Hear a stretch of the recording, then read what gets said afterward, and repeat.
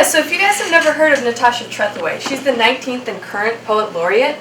If you don't know too much about poetry, there's kind of like major paradox with it, right? There's a very public aspect to it, especially in America. It's the only literary genre that has a congressional position. Professors hold their time in their own office in which you can come by and just talk to them about your work or whatever it is that you want to talk to them about for class.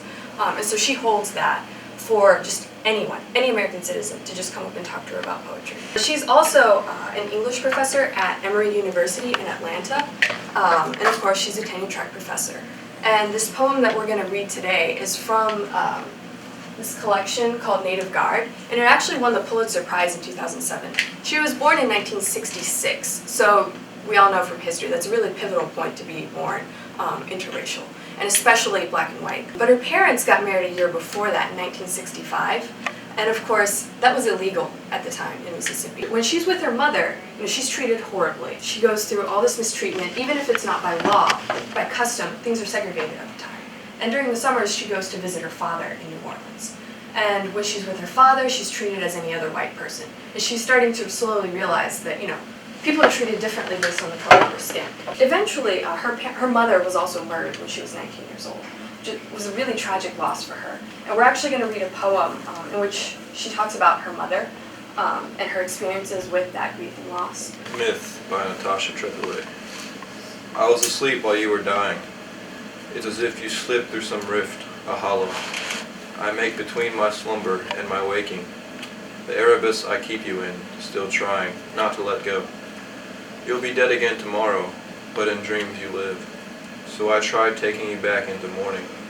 Sleeping heavy, turning, my eyes open. I find you do not follow. Again and again, this constant forsaking.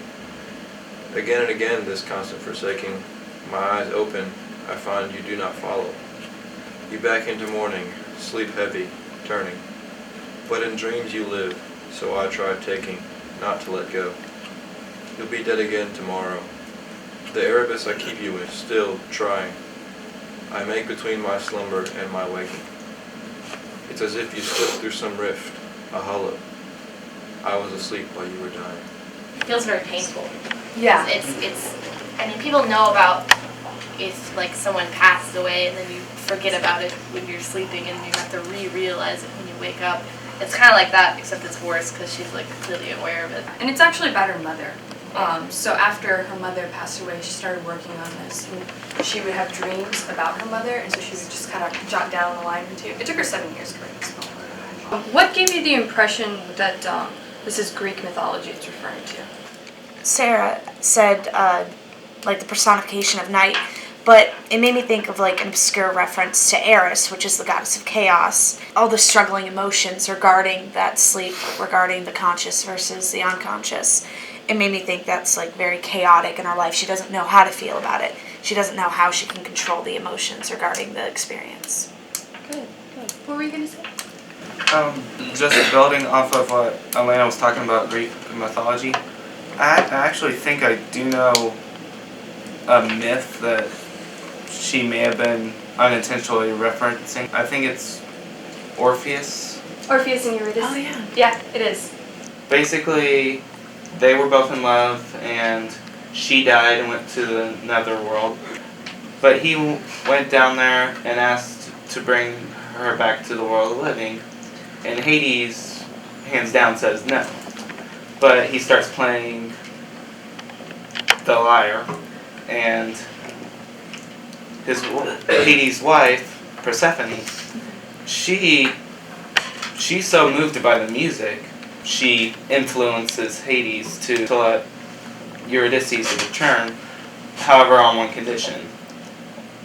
While bringing her back, you cannot look back at her, and if you do, she must remain forever in the netherworld.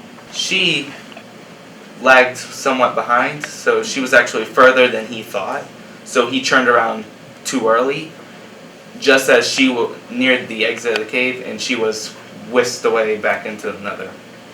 Right, and that's where the Erebus comes in as well. Erebus is not only in reference to nighttime, but also, there are two more things. It's also the personification of a deity of darkness, and it's also the tunnel in which people take to Tartarus, which would be like the Greco-Roman term for hell or the underworld.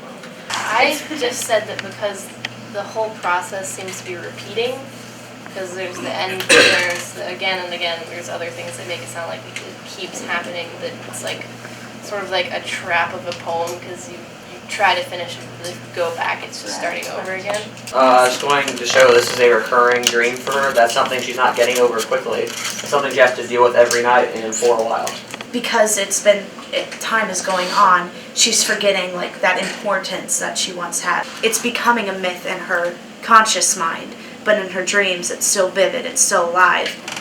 Personally, I think that this kind of going down into the Erebus, it's creating that tunnel.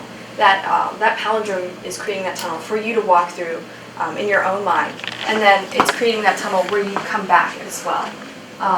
And it goes, from large to small, where you go to that pain, that horrible, horrible pain of waking up and realizing that your mother's not there. That person that you lost is no longer there, and having to wake up, come back, or not wake up, but come back from Tartarus, go through Erebus again, and realize at the end that she's still not there.